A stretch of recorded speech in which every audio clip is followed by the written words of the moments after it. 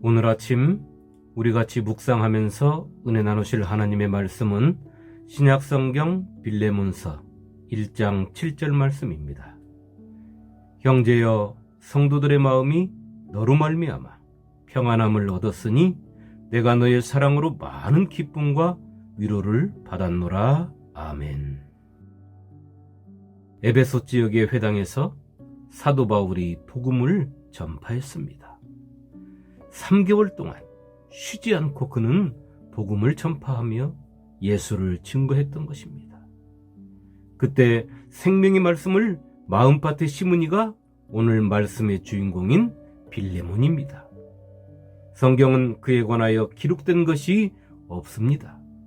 그러나 그는 상당한 재력을 가진 부자였고 그가 자신의 집을 교회로 제공하고 골로새 교회를 이끌며 로마의 네로 황제가 기독교인들을 핍박할 때 그의 가족 모두가 순교했다고 전해지고 있습니다. 성도 여러분, 노사도가 쓴 이 짧은 편지 속에 드러난 믿음의 제자 빌레몬을 향한 마음을 들여다보면 빌레몬의 믿음의 삶이 노사도인 사도 바울의 눈에 얼마나 아름답게 비쳤는가를 알 수 있으며 그가 믿음의 형제 자매들에게 얼마나 많은 믿음의 영향을 끼쳤는가를 우리는 알 수가 있는 것입니다. 사도 바울은 빌레몬을 향하여 이렇게 말을 합니다. 내가 항상 내 하나님께 감사하고 기도할 때에 너를 말함은. 사도 바울의 이 말을 잠깐 생각해 보며 그가 성령의 감동을 한 말이 떠올랐습니다. 항상 기뻐하라, 쉬지 말고 기도하라, 범사에 감사하라. 이것이 그리스도 예수 안에서 너희를 향하신 하나님의 뜻이니라. 사도 바울이 빌레몬에게 편지를 쓰면서 이 말씀이 떠오르지 않았을까요? 이 아침에 감옥에 갇혀있는 사도 바울을 생각해 봅니다. 사도 바울은 감옥 속에서 하나님께 무엇을 감사했을까요? 사도 바울은 감옥에 갇혀 있으면서 어떻게 항상 감사할 수 있었을까요? 사도 바울은 쉬지 않고 무엇을 기도했을까요? 자신의 몸도 허약해질 대로 허약해졌는데 말입니다. 오늘 이 아침 다시 생각에 잠깁니다. 사도 바울의 환경이 나의 환경이 되었다면 나는 사도 바울처럼 하나님께 감사를 드릴 수 있겠는가 하고 말입니다. 또 나는 무엇으로 감사를 항상 드릴 수 있을까 하는 생각도 해봤습니다. 그리고 항상 내 마음에서 감사하는 마음이 샘솟아 감사를 드리지 않으면 안 되는 믿음이 나에게는 있는가 하는 생각도 해봤습니다. 더 나아가서 사도 바울은 무엇을 기도했을까를 생각해봤습니다. 그가 감옥에서 빨리 풀려나기를 기도했을까? 그러나 그런 기도는 하지 않았을 거라는 생각이 들었습니다. 그것은 그가 자신을 하나님의 뜻에 맡겼을 것이기 때문입니다. 그렇다면 사도 바울은 무엇을 기도했을까요? 자신이 성령의 인도하심을 따라 복음의 씨앗을 뿌린 믿음의 공동체를 위하여 기도했을 것이라는 생각에 멈췄습니다. 그렇습니다.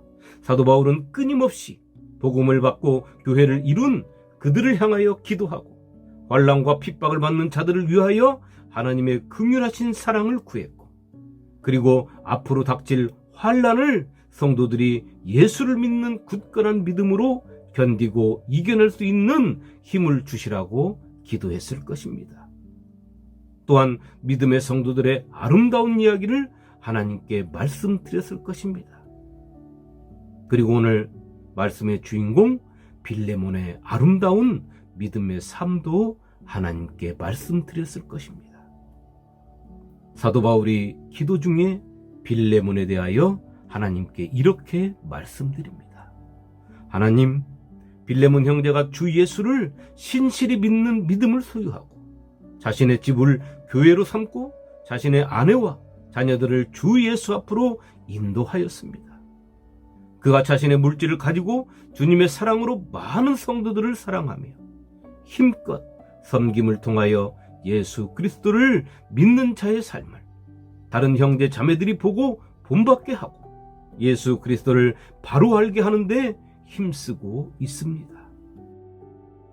하나님, 빌레몬의 믿음의 행동에서 나오는 주님 닮은 사랑은 저에게 큰 기쁨을 주며 저에게 큰 위로가 되고 있습니다. 그뿐 아니라 믿음의 성도들이 그가 베푸는 예수 안에서의 섬김을 통하여 평안함을 얻는다고 합니다.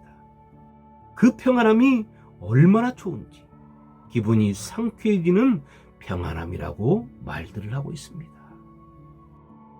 성도 여러분, 우리 주님께서는 산상수훈에서 이런 말씀을 하셨습니다. 나팔을 불지 말라 라고 말입니다. 다른 사람들을 섬기고 다른 사람들을 위하여 봉사하고 다른 사람들을 구제하는 것에는 먼저 나의 선한 마음이 모든 행동에 앞서 내 마음을 주장하게 되는 것입니다. 선한 마음은 예수를 주님으로 믿는 믿음, 하나님을 아버지라 부르는 믿음에서 나온다고 말씀드렸습니다. 이 선한 마음이 내 속에 자리를 잡아야 섬김도 봉사도 구제도 내 스스로 자원하여 하게 되는 것입니다. 하나님의 영광을 위한 예배도, 예배의 삶도, 하나님의 일도, 사명 감당도 자원하는 마음과 자세가 아닐 때 우리 주님은 그것을 외식이라고 말씀하셨습니다. 외식에는 두 가지의 모습이 있습니다. 한 가지는 내가 착하고 선한 일을 한다고 여기저기에 나팔을 불어대는 것입니다. 이것은 나를 드러내고자 하는 외식이며 그 무언가를 기대하며 반사 이익을 노리고 하는 것이고 내 목적을 달성하기 위한 것입니다. 또 하나의 외식은 겉과 속이 다른 것입니다. 나는 하기 싫은데 목사이기 때문에 하고 장로이기 때문에 하고 직분을 맡았기에 하고 성도니까 다른 사람들의 눈을 생각하고 내 체면을 생각해서 억지로 하는 모든 것이 외식인 것입니다. 이런 외식의 섬김이나 봉사나 구제를 우리는 선하다고 하지 않습니다. 그것은 그 속에 하나님의 마음이 없기 때문이며 하나님께서 인정하시는 믿음에서 나오는 선함이 아니기 때문입니다. 그럼에도 불구하고 우리의 섬김과 봉사와 구제에는 하나님의 마음이 담기지 아니하고 내 마음이 담길 때가 너무나도 많이 있는 것입니다. 성도 여러분, 사도 바울은 우리 주님께서 십자가에 죽으시고 우리를 구원하심은 우리가 예수의 사람으로서 이 세상에서 선한 일을 열심히 하게 하시기 위함이라고 말했습니다. 오늘 사도 바울은 빌레몬을 자랑합니다. 그를 생각만 해도 기쁨이 나오고 감옥에 갇혀 있어도 자신에게 위로가 되는 주님의 사람이 빌레몬이라는 것입니다. 그가 주님의 사람이 되어서 주님께서 원하시는 선한 일에 열심을 내고 그를 만나는 사람들이 그를 볼 때 청량한 음료를 마신 뒤에 느낄 수 있는 그 상쾌함을 느낀다고 하니 빌레몬의 섬김과 봉사와 구제가 얼마나 아름답고 감동적인가를 우리는 알 수 있는 것입니다.